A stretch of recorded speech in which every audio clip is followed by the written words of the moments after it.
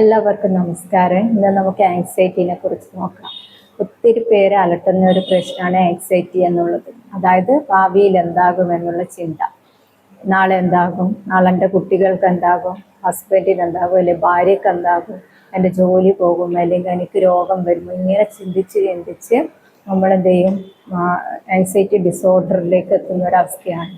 ശരിക്കും ആദ്യമൊക്കെ വളരെ കുറവ് ആയിട്ട് ഓരോ മനുഷ്യരിലും വേണം. എല്ലാ ഇമോഷനും കുറച്ച് കുറച്ച് വേണം. പക്ഷേ അത് കൂടുതലാവുമ്പോൾ നമുക്കത് അപകടകരമായ നിലയിൽ നമ്മുടെ ശരീരത്തിനെ ബാധിക്കുന്നുണ്ട്. അപ്പോൾ ഇത്തരം ആൻസൈറ്റി കൂടുതലുണ്ടാകുമ്പോൾ നമ്മുടെ ശരീരത്തിൽ സ്ട്രെസ് ഹോർമോൺസ് ഉണ്ടാവുകയും അത് നമ്മുടെ ശരീരത്തിലുള്ള ഏതെങ്കിലും അവയവത്തിനെ ബാധിച്ചുകൊണ്ട് നമുക്ക് ബുദ്ധിമുട്ടുകൾ ഉണ്ടാകുകയും ചെയ്യും. അതായത് വയറ് സംബന്ധമായിട്ടുള്ള പ്രശ്നങ്ങളൊക്കെ ഉണ്ടാകുന്നത് ഈ ആൻസൈറ്റി കൂടുമ്പോഴാണ്. അപ്പോൾ അതെങ്ങനെ വ്യവസ്ഥയുമായിട്ടുള്ള ഏതെങ്കിലും അവയവത്തിനൊക്കെ ബാധിക്കുമ്പോൾ നമ്മൾ വിചാരിക്കും ബോഡിയിലല്ലേ വ്യാപിക്കുന്ന രോഗമല്ലേ എന്ന് വിചാരിക്കും. പക്ഷെ ഒരിക്കലും അങ്ങനെയല്ല. നമ്മുടെ ഈ മനസ്സിലെ സ്ട്രെസ്സും കൂടെ ഇതിനെ ബാധിക്കുന്നുണ്ട്. ഈ ആങ്സൈറ്റി കൂടുതലായിട്ട് പല ആൾക്കും ഭയങ്കര ബുദ്ധിമുട്ടായിട്ട് മാറുന്നുണ്ട്. ചില ആൾ മെഡിസിൻ കഴിക്കും, അത് റെഡ്യൂസ് ചെയ്യാം. പക്ഷേ ഏറ്റവും വേണ്ടതെന്ന് വെച്ച് കഴിഞ്ഞാൽ ആങ്സൈറ്റി കൂടുതലുണ്ടെങ്കിൽ നമ്മളെന്ത് ചെയ്യുക, അത് റെഡ്യൂസ് ചെയ്യാൻ ഇന്നത്തെ ഈ പ്രസൻറ്റ് മൊബൈൽ ജീവിക്കുക എന്നുള്ളതാണ് ഏറ്റവും പ്രധാനപ്പെട്ടത്. അതിന് നമുക്ക് ചിലപ്പം കഴിയണമെന്നില്ല. കാരണം നമ്മൾ കുറേ കാലമായിട്ട് ഭാവിനെ കുറിച്ച് ചിന്തിക്കുന്ന ഒരു പാറ്റേൺ, ഒന്നിക്ക് പാസ്റ്റ് അല്ലെങ്കിൽ ഫ്യൂച്ചർ, ഇത് രണ്ടും ചിന്തിച്ചുകൊണ്ടിരിക്കുമ്പോൾ നമുക്ക് പ്രസൻറ്റിലേക്ക് ചിന്തിക്കേണ്ട ഒരു മൈൻഡ് സെറ്റ് ഉണ്ടാവുകയില്ല. പിന്നെ നമ്മൾ ഏറ്റവും ചെയ്യുന്ന ഒരു പ്രവണതയാണ് നമ്മൾ മറ്റുള്ളവരെ കമ്പാരിസൺ ചെയ്യുക എന്നുള്ളത്. ചിലപ്പോൾ തൊട്ടടുത്ത് നമുക്ക് ചെയ്യാൻ പറ്റാത്ത ഇതിൽ മറ്റുള്ളവരായിട്ടുണ്ടെങ്കിൽ നമ്മൾ അവരെ കമ്പയർ ചെയ്തുകൊണ്ട് അതിൻ്റെ ദുഃഖം ഇങ്ങനെ കൊണ്ട് നടക്കും. നമുക്കെന്താ അത്ര ഉയരാൻ പറ്റാത്ത അങ്ങനെ ഒരു തോട്ട് നമ്മുടെ ഉള്ളിൽ ഇങ്ങനെ ഉണ്ടായിക്കൊണ്ടിരിക്കും. അപ്പോൾ ഇത്തരം കാര്യങ്ങളൊക്കെ നമ്മൾ റെഡ്യൂസ് ചെയ്യാൻ വേണ്ടി നമ്മുടെ ചിന്തകൾ കുറച്ച് കൊണ്ടുവരികയാണ് വേണ്ടത്. അതായത് ആങ്സൈറ്റി ഡിസോർഡർ ഉണ്ടാകുന്ന തിരിച്ചറിഞ്ഞു കഴിഞ്ഞാൽ നമ്മൾ നമ്മുടെ ചിന്തകളിലേക്ക് വർക്ക് ചെയ്യുകയാണ് വേണ്ടത്. ഏറ്റവും നല്ലത് അക്യുപഞ്ചർ ട്രീറ്റ്മെൻറ്റ് ചെയ്തുകൊണ്ട് നിങ്ങൾ 4G പാലിക്കുകയാണെങ്കിൽ, വിശക്കുമ്പോൾ മാത്രം ആയിരിക്കുന്ന ഒരു പ്രവണത ഉണ്ടാകുകയാണെങ്കിൽ നിങ്ങൾ മാനസികമായിട്ടുള്ള ആരോഗ്യത്തിനെ അത് ബാധിക്കുന്നുണ്ട്. അപ്പം തന്നെ നിങ്ങൾക്ക് ഒരുപാട് തോട്ട് പ്രോസസ്സ് ചെയ്യാനാവുകയും ചെയ്യുന്നു. പിന്നെ മെഡിറ്റേഷൻ, യോഗ, മറ്റേ ഹീലിംഗ് പ്രോസസ്സ്, അത്തരം കാര്യങ്ങളിലൂടെ പോയി കഴിഞ്ഞാൽ നിങ്ങളുടെ ചിന്തകളെ ഒരുപാട് കുറയ്ക്കാനും നിങ്ങൾക്ക് ആൻസൈറ്റി ഡിസോർഡർ ഉണ്ടെങ്കിൽ അത് മാറിപ്പോകാനും സഹായിക്കുന്നുണ്ട്. ഏറ്റവും വേണ്ടതെന്ന് വെച്ചാൽ ഒരു ചിട്ടയായ ജീവിതം നമ്മളിൽ ഉണ്ടാക്കുക. നമുക്ക് നമ്മളോടായിരിക്കണം ഏറ്റവും കൂടുതൽ സ്നേഹവും കരുണയും ഒക്കെ ഉണ്ടാവേണ്ടത്. അപ്പോൾ മറ്റുള്ളവരെ കമ്പയർ ചെയ്യാണ്ടിരിക്കുക. അതുപോലെ തന്നെ മറ്റുള്ളവരെന്ത് ചിന്തിക്കുമെന്ന് വിചാരിച്ചുകൊണ്ട് ജീവിക്കാതിരിക്കുക. ഏറ്റവും പ്രധാനമാണ് നമ്മൾ മറ്റുള്ളവർക്ക് വേണ്ടിയിട്ട് ജീവിക്കുക എന്നുള്ളത്. അത് അങ്ങനെ അവരെ കുറിച്ച് ചിന്തിക്കാതിരിക്കുക. അവർക്ക് ദോഷം വരാത്ത രീതിയിൽ നമ്മൾ നമ്മുടെ ജീവിതം ജീവിച്ചു തീർക്കുക മാത്രമേ ചെയ്യാൻ വേണ്ടി പാടുള്ളൂ. ഏറ്റവും നല്ലോണം വർക്കൗട്ട് ചെയ്യേണ്ട സെൽഫ് ലവ് എന്ന കാര്യത്തിലാണ്.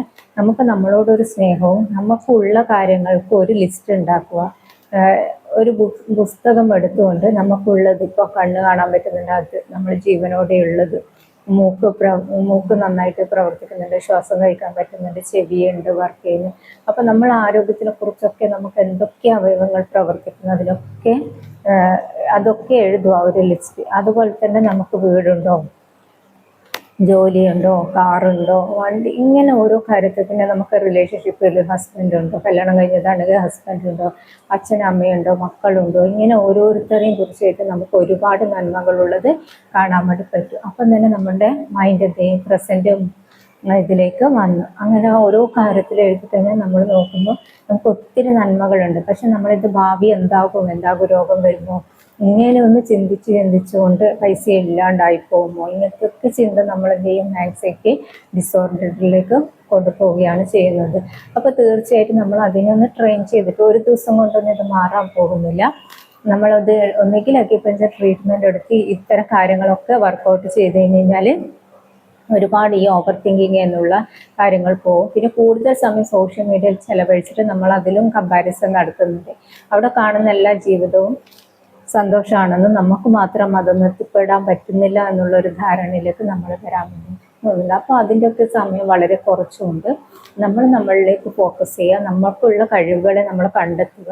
അതിന് വേണ്ടിയിട്ട് എന്താണ് നിങ്ങൾക്ക് കഴിവുള്ളത്, ആ കഴിവിന് വേണ്ടിയിട്ട് വർക്ക് ചെയ്യുക. ചിലപ്പം ഗാർഡൻ ഉണ്ടാക്കുന്നതായിരിക്കും, ചിലർക്ക് പാട്ട് പാടുന്നതായിരിക്കും, ചിലർക്ക് ചിത്രം വരക്കുന്നതായിരിക്കും. എന്തൊക്കെയുണ്ടോ അത്തരം കാര്യങ്ങളിലേക്ക് നമ്മൾ കൂടുതൽ ഇൻവോൾവ് ചെയ്യുക. ഈ ഉത്കണ്ഠ കുറക്കുക. നമ്മൾ വെറുതെ ഇരിക്കുമ്പോഴാണ് മനസ്സ് കൂടുതൽ ചിന്തിച്ച് പോകുന്നത്. നേരെ മറിച്ച് നമുക്ക് ഇഷ്ടപ്പെട്ട കാര്യങ്ങളൊക്കെ ചെയ്യുമ്പോൾ ഒരുപാട് അതിൽ മാറ്റം വരുന്നത് കാണാൻ വേണ്ടി പറ്റും. പിന്നെയെന്ന് വെച്ച് കഴിഞ്ഞാൽ നമ്മൾ വിളിക്കുന്ന സഹകരിക്കുന്ന ആൾക്കാർ നല്ല ചിന്തകളുള്ളവരായിരിക്കണം. അവരും ഇങ്ങനെ ഓരോരുത്തരെ കുറിച്ച് കുറ്റം പറയുന്നവരോ അല്ലെങ്കിൽ മറ്റുള്ളവർ നല്ല നിലയിൽ പൊങ്ങച്ചം പറയുന്നവരൊക്കെ ആണെങ്കിൽ തീർച്ചയായിട്ടും നമ്മുടെ സമാധാനം പിന്നെയും പോയി കിട്ടുകയാണ് ചെയ്യുന്നത്. അതുകൊണ്ട് അത്തരം കെട്ടുകളൊക്കെ ഒഴിവാക്കിക്കൊണ്ട് കൂടുതൽ സമയം സോഷ്യൽ മീഡിയ പോലെയുള്ള സംഭവമൊക്കെ ഒഴിവാക്കി നമുക്ക് ഇഷ്ടപ്പെട്ട ഒരു ജോലിയൊക്കെ വീട്ടിലിരുന്നുകൊണ്ട് ചെയ്യുകയാണെങ്കിൽ, ജോലിക്ക് പോകുമ്പോൾ അതിൽ ഇഷ്ടപ്പെട്ട് ചെയ്യുകയാണെങ്കിൽ തീർച്ചയായിട്ടും ഈ ആങ്സൈറ്റി മാറി നമ്മൾ പ്രസൻറ്റ് മൊമെൻറ്റിലേക്ക് ജീവിക്കുമ്പോൾ തന്നെ ഒത്തിരി മാറ്റം ഉണ്ടാവുന്നുണ്ട്. അതിൻ്റെ കൂടെ നിങ്ങൾക്ക് അക്യുപഞ്ചർ ട്രീറ്റ്മെൻറ്റ് ചെയ്തുകൊണ്ട് 4G ഗോൾഡൻ റൂൾസ് പാലിക്കുകയാണെങ്കിൽ തീർച്ചയായിട്ടും ഒരുപാട് മാറ്റം ഈ ഉത്കണ്ഠ രോഗത്തിനെ കുറിച്ച് ഒരുപാട് മാറ്റം നിങ്ങളുടെ ലൈഫിൽ കൊണ്ടുവരാൻ വേണ്ടി പറ്റും. Okay, thank you.